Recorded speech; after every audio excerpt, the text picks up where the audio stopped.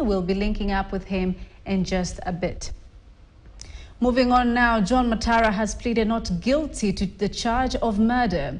Matara, who has been accused of murder of Starlet Wahu, was charged virtually before Justice Kanyi Kimondo. Matara's lawyer, Samuel Ayora, told the court that he would be filing a bail application.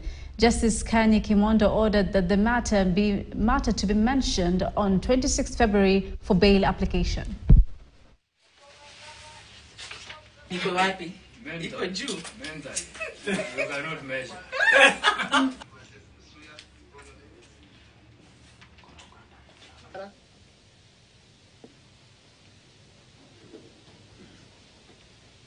Yes, just give me a few minutes.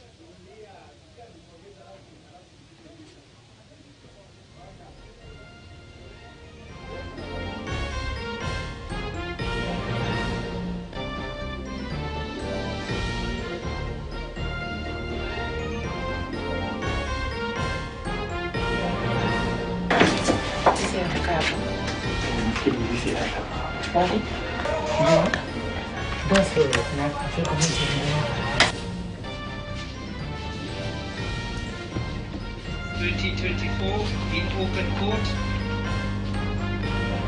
at 10:30.